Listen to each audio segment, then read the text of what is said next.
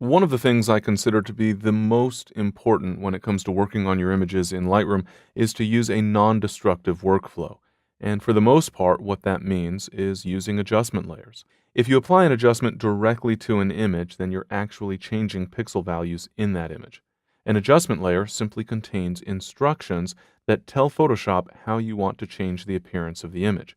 The underlying pixels remain unchanged. And that gives you tremendous flexibility in terms of being able to go back and modify that adjustment with no penalty in terms of image quality, and also being non-committal, not making a firm decision about your adjustment, always being able to go back and fine-tune as you see fit.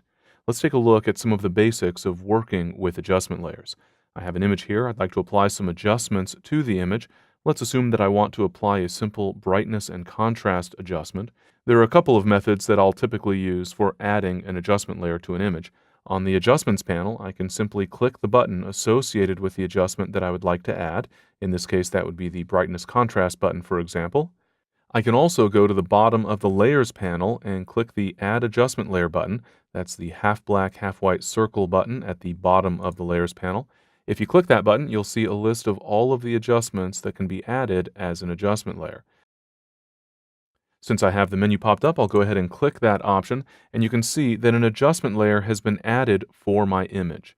I'm able to apply, in this case, a brightness and contrast adjustment without actually altering those underlying pixel values. Those values are stored on my background image layer, and I've added an adjustment layer that will simply contain instructions on how to change the appearance of that background image layer in a completely non-destructive way. On the Properties panel, I can adjust the settings for this adjustment. For example, maybe I'll brighten the image up a little bit and perhaps enhance contrast just a little bit. And of course, I could add more than one adjustment. I have a brightness contrast adjustment here. If I want to also add perhaps a vibrance adjustment, I can click the button for the vibrance adjustment. That will add an additional adjustment layer. So now I have a brightness contrast adjustment as well as a vibrance adjustment. And I can fine tune the settings for that vibrance adjustment, for example, boosting the colors a little bit.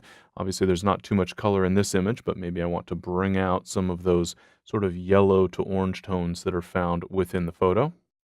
So as you can see, by using adjustment layers, we've got a pretty good amount of flexibility in terms of applying our adjustments in a non-destructive way and always being able to come back to an adjustment later if we decide we want to change that particular adjustment. For example, if I click on my brightness contrast adjustment layer, you'll see that the Properties panel now reflects the brightness contrast adjustments with the sliders left exactly as I had them.